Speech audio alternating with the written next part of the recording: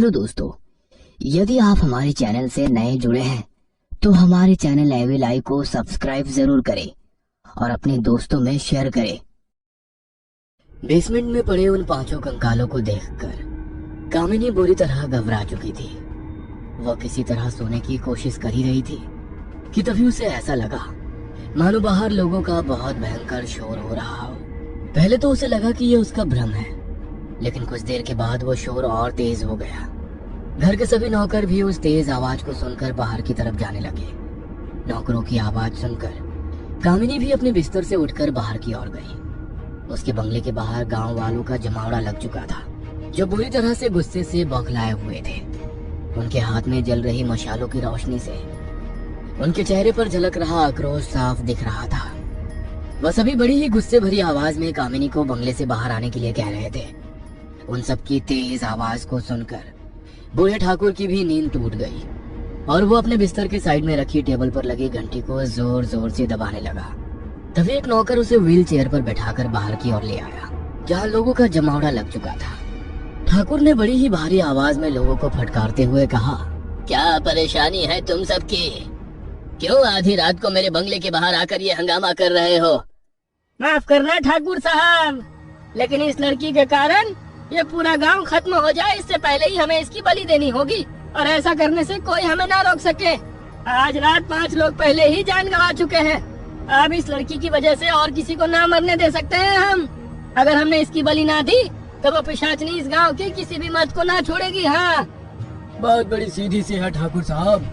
अगर पूरे गांव की जान बचानी है तो आपको अपनी पत्नी की कुर्बानी देनी ही पड़ेगी, और अगर आपने ऐसा करने से रोका तो अंजाम ठीक ना होएगा ठाकुर साहब। हाँ।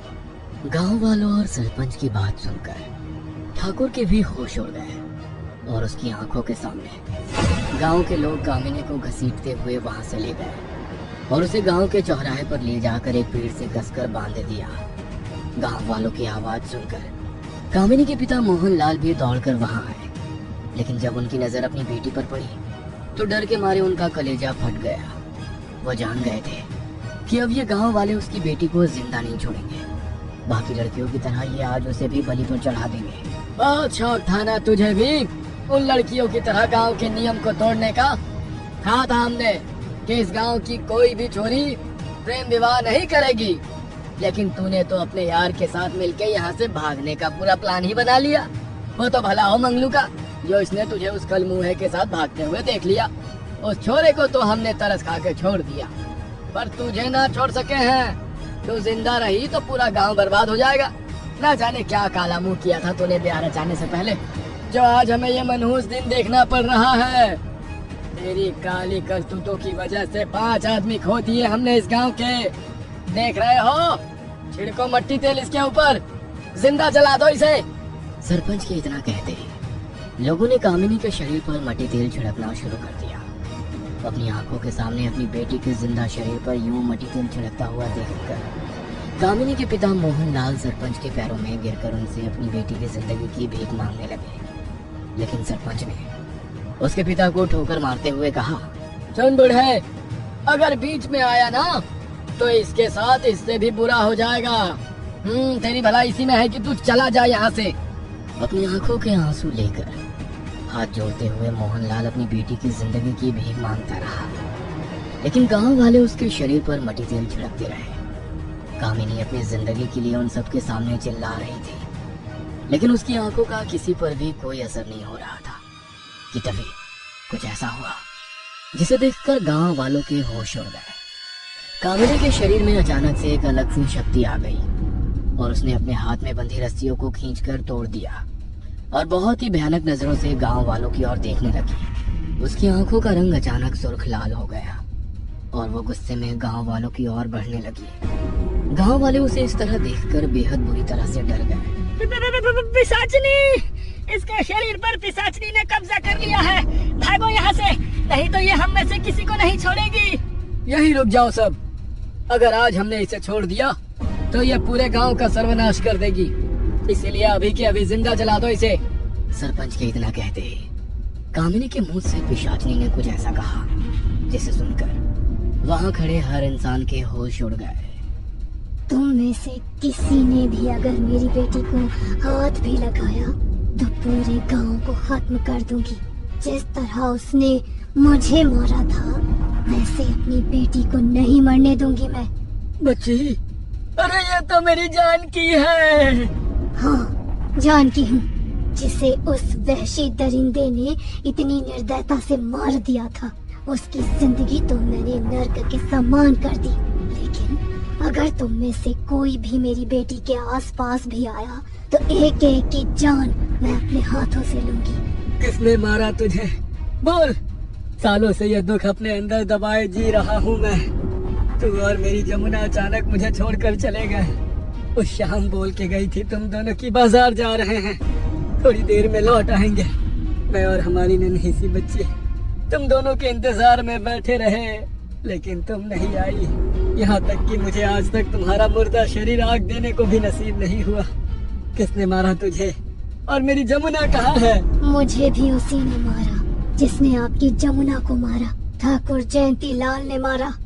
उसकी ये बात सुनते ही गांव वालों के पैरों तले जमीन खिसक गई। सबके और मोहन लाल के मन में भी बस अब यही सवाल था कि आखिर ठाकुर ने उसकी पत्नी जानकी और छोटी बहन को क्यों मारा। मैं जानती हूँ कि आप सब यही सोच रहे हो कि ठाकुर ने मुझे और हमारी जमुना को क्यों मारा। नई नई जवान हुई थी उन दिनों हमारी जमुना। एक लड़की से प्रेम हो गया था हमारी ननद को। उस दिन बाजार में उसी से मिलवाने ले गई थी वो मने। बहुत अच्छा छोरा था, घना प्रेम करता था हमारी जमुना से। वो दोनों बड़ी हंसी खुशी बतला रहे थे, पर उस वक्त मने नहीं पता था कि किसकी काली नजर लग जाएगी हमारे परिवार को। ठाकुर के आदमी की नजर पड़ गई थी हम पे। वो बड़ी चालाकी से हमारे पास आया और बोला, आपके पति ठाकुर साहब के बंगले में काम करने गए थे, सीढ़ियों से गिर गए। उसकी बात सुनकर मेरा और जमुना का तो कलेजा बाहर आ गया। हम दोनों उसके साथ दौड़े दौड़े बंगले में पहुंचे तो वहाँ ठाकुर साहब और उस आदमी के सिवा कोई न था। मैंने घबराते हुए पूछा कि मेरे पति कहाँ हैं, तो ठाकुर का वो आदमी पीछे से बोला, कुछ ना हुए थारे पति को, लेकिन तेरी ननद ने गांव की मर्यादा भंग करी है। प्रेम करेगी ये किसी छोरे से और हमें पता ना चलेगा? हाँ? ना, ये आप क्या कह रहे हो भाई जी? ऐसा कुछ ना है। वो छोरा तुम्हारा मुंह बोला भाई है, यकीन करो मारो ऊपर। देख जानकी, वो छोरा तो नादान था, मारे समझाने के बाद यहाँ से चला गया। पर तू और तेरी ये ननद तो इस गांव की मर्यादा को जानी थी ना। अब तुम दोनों ने सब कुछ जानते हुए भी ये मर्यादा तोड़ी है, तो सजा तो भुगतनी पड़ेगी ना। माफ कर दो ठाकुर साहब, हम दोनों को माफ कर दो। आगे से ऐसा कुछ ना होगा, मैं वादा करूँ आपसे, जाने दो हमें। मैं और जमुना गिड़गिड़ाते रहे उनके सामने, लेकिन उसने हमारी एक न सुनी। हमारे साथ दुर्व्यवहार किया, जबरदस्ती करी उन दोनों ने हमारे और हमारी जमुना के साथ। किसी को मुंह दिखाने लायक न छोड़ा उसने हमें। जब हम दोनों से उसका मन भर गया तो कोठड़ी में ले जाके मार दिया हम दोनों को, कि इस दुनिया के सामने कभी उसका काला सच बाहर ना आ सके। अपनी चारों पत्नियों के साथ भी उसने यही किया। खेलने की वस्तु बनाकर रख दिया था अपने और अपने आदमियों के लिए। उसने उन सबको बेचारी गरीब घर की बेटियों से शादी करके उनके जीवन को नर्क बनाया उसने। और जब उन सब का मन भर गया उसने तो एक एक करके चारों को मार दिया। उन वहशी दरिंदों ने सबको मार दिया। अरे हमें तो एक अंतिम संस्कार भी नसीब न हुआ अपने परिवार से। अपने किए की सजा तो ठाकुर मरते तब तक भुगतेगा। और ठाकुर के उन 10 वहशी दरिंदों में से 5 को तो मैंने आज मौत के घाट उतार दिया। पर अभी भी इस भीड़ में वो 5 दरिंदे हैं जो उसे ठाकुर के खास हैं। उन्हें तो उनके किए की सजा आज मैं सबके सामने दूंगी। इस गांव में जिस भी लड़की ने किसी से प्रेम किया तो इन वहशी दरिंदों ने गांव की मर्यादा की आड़ में पहले उन बेटियों की इज्जत के साथ खिलवाड़ करा। और इनके काले चिट्ठे किसी के सामने ना आ जाएं, इसलिए उन सबको मार दिया। इन्होंने तो मेरी बेटी की शादी भी पिशाचिनी की आड़ में उस ठाकुर से इसलिए करवाई ताकि ये मेरी फूल सी बच्ची के साथ भी वही नीच हरकत कर सके। उसकी ये बात सुनते ही भीड़ में खड़े 5 लोग अचानक वहां से भागने लगे कि तभी कामिनी उसी भयानक सी आवाज में बहुत ही भयानक तरीके से हंसने लगी। और देखते ही देखते वो 5 आदमी बहुत बुरी तरह जमीन पर गिर पड़े और अचानक से उनका पूरा शरीर बिल्कुल नीला पड़ गया। गांव वालों ने पास जाकर देखा तो उनके मुंह से सफेद झाग निकल रही थी और वो 5 अपना दम तोड़ चुके थे। उनके मृत शरीर को अपने सामने देखकर जानकी की आत्मा को आज सुकून मिल गया था। बंगले में बैठे ठाकुर और उसके उस आदमी का भी आज निधन हो गया था। कुछ ही देर में कामिनी भी जमीन पर गिरकर बेहोश हो गई।